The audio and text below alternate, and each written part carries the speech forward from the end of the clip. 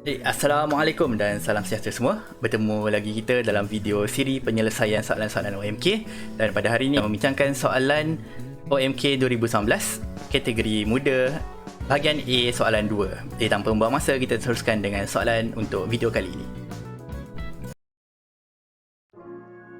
Okey, jadi suatu titik P terletak di dalam segi empat sama ABCD. Jadi titik P di dalam satu segi empat sama ABCD. So dua ni penting, iaitu segi empat sama ABCD tu P di dalam. Maknanya kalau kat luar lain lah dia punya soalan. Dan kalau segi empat tu bukan segi empat sama juga, dia soalan ni tak jadi. Okay, jadi garis PA, PB, PC dan PD membahagikan segi empat sama tersebut kepada empat segitiga. Okay, jadi 3 daripada segitiga tersebut mempunyai luas 20, 30 dan 45. Okay, jadi berapakah kemungkinan yang wujud bagi luas segi empat ke empat? Ini penting. Berapakah kemungkinan yang wujud? Okay, jadi untuk soalan macam ni, biasa kalau soalan geometri, elok kita lukis. Penyelesaian dia tak perlu lukisan pun. Tapi untuk kita jawab, kita elok lah kita lukis. Okay, jadi kita mulakan dengan melukis segi empat tersebut. Jadi kita ada satu segi empat sama. Okay, should be okay. Okay, jadi P ialah satu titik di dalamnya, dalam segi empat ABCD ni. Ini okay. Okay, so segi empat sama ABCD. Okay, jadi kalau segi empat sama maksudnya apa? Dia punya luas ni, dia punya sudut semua 90 darjah. Dan CC dia semua sama panjang. Jadi AB sama panjang dengan BC, sama panjang dengan CD, sama panjang dengan DA. Okay, dan kemudian juga kita ada satu titik P kat dalam.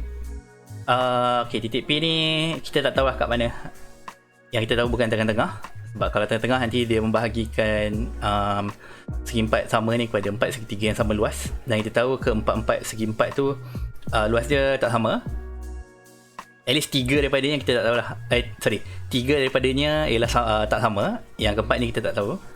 Ada beberapa kemungkinan. Jadi elok kita lukis P ni serawak yang boleh. Jadi let's say sini. So ni P. So kita ada titik P di sini. So apa titik P ni buat? Kita sambungkan dia dengan semua sudut. So kita ada PA, kita ada PB, kita ada PC, dan juga kita ada PD. Okay, kemudian apa? Jadi sebab kita ada melibatkan segitiga, jadi apa formula untuk luas segitiga? Jadi luas segitiga yang kita tahu ialah 1/2. Sekejap, kena tulis. Tak boleh ke depan. Okay, tak apa. So yang ni PD. Baik, jadi luas segitiga diberi oleh 1/2 tapak darab tinggi. Saya biasa guna BH, base dengan height. Tapi tak apa, kalau nak guna tapak dan luas, 1/2 tapak dan luas pun tak apa, tak ada masalah. Tapi untuk pembincangan kali ni kita guna BH, senang sikit. Okay, tapi cara nak kaitkan dekat sini. Okay, tadi kita kata apa? Kita tahu yang luas segi empat sama, panjang sisi segi empat sama, semua sama. Jadi AB sama dengan BC, sama dengan CD, sama dengan AD. Jadi semua segitiga ni, segitiga PAB, segitiga PBC, segitiga PCD dengan segitiga PAD, PDA, semua ada bukan luas, di luas dia memang lain, tapi dia punya tapak semua sama. Kalau kita jadikan sisi masing-masing ialah dia punya tapak, sisi yang corresponding. Okay, so sekarang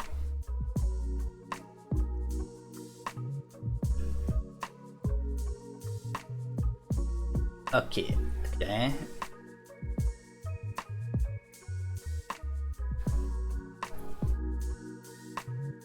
Okey, jadi kita jadikan yang garisan yang berwarna hijau ni ialah dia punya tinggi untuk setiap segitiga. Kena label senang sikit.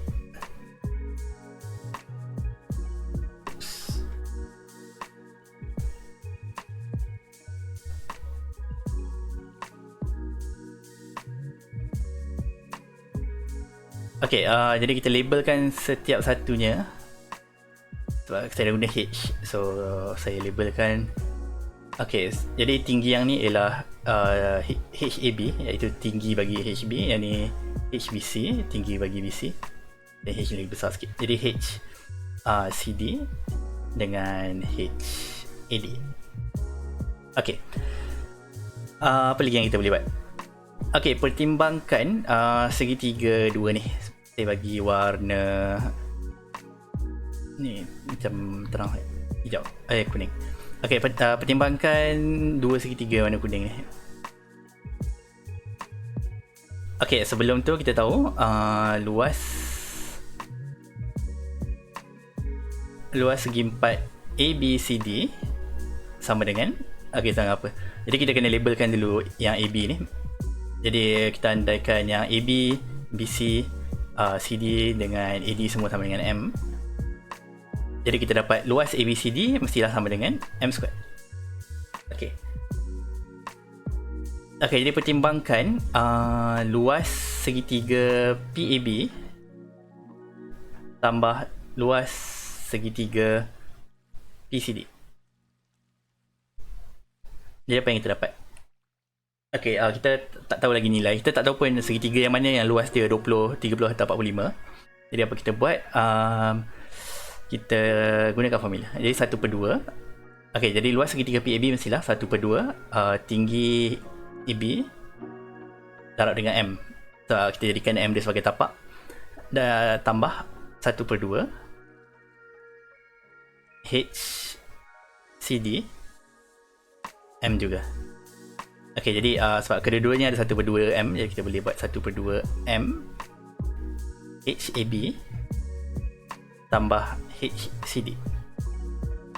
Okey, jadi kalau anda perasan, yang ni HCD dan yang ni HAB. Okay, jadi tambahkan kedua-dua ni, actually kita dapat M. Jadi tinggi HAB, tinggi segitiga PAB dengan tinggi segitiga PCD, sebenarnya kita akan dapat M. Jadi 1/2 M darab dengan M, maka kita dapat 1/2 M squared, iaitu separuh daripada luas segi 4 ABCD. Okey, jadi sebab yang rantau warna kuning adalah separuh daripada luas ABCD, jadi sama juga dengan kita kata yang luas yang warna biru ni pun sebenarnya sama juga dengan 1/2 M squared. Okey, jadi luas warna kuning kedua-dua ni sama dengan luas yang biru. Okey, jadi sebenarnya luas PBC tambah luas PAD atau PDA sama juga dengan 1/2 M squared. Jadi kita boleh samakan kedua-duanya. Jadi kita ada luas PAB tambah luas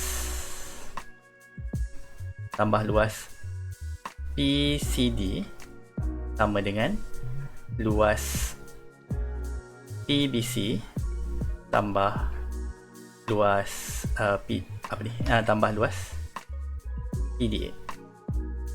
Okey, jadi sebab kita nak cari beberapa kemungkinan yang ada, jadi kita bolehlah listkan. Jadi sama ada kita ada 20 tambah 30 sama dengan 45 tambah yang kita tak tahu, let's say biasa tak tahu benda X. Okay, so ini satu kemungkinan. Yang ni kita akan dapat 50 sama dengan 45 tambah X. Jadi ini kita akan dapat X sama dengan 5. Yang kedua kita ada 20 tambah 45 sama dengan 30 tambah X. Jadi ni apa? Yang ni kita dapat 65. So 65 tolak 30. Kita dapat X sama dengan 35. Dan yang terakhir kita ada 30 tambah 45. Jadi ini sama dengan 75 sama dengan 20 tambah X. Jadi ini akan mendapatkan hasil X sama dengan 55. Okey, jadi ini semua dia punya kemungkinan yang ada. Okey, dan soalan tak minta pun kita senaraikan semua apa panggil ni? Semua jawapan X. Kita cuma perlu beritahu ada berapa kemungkinan yang ada. Jadi sebab ini sajalah kemungkinan yang ada, jadi jawapannya ialah 3 kemungkinan. 3 kemungkinan. Tapi untuk kejap.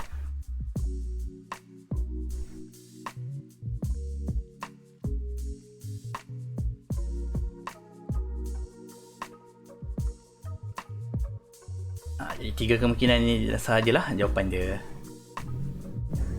Tengok mana.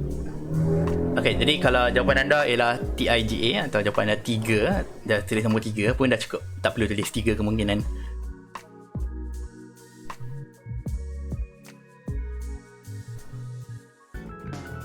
Jadi itu sahaja untuk video kita pada hari ini. Jika anda ada apa-apa soalan atau cadangan atau pertanyaan, jadi bolehlah tinggalkan semuanya di ruangan komen di bawah. Dan saya harap anda dapat belajar benda yang baru daripada video ini. Jangan lupa untuk like dan share supaya ramai lagi yang boleh mendapat manfaat daripada video ini. Dan terima kasih untuk menonton. Kita jumpa pada video yang akan datang.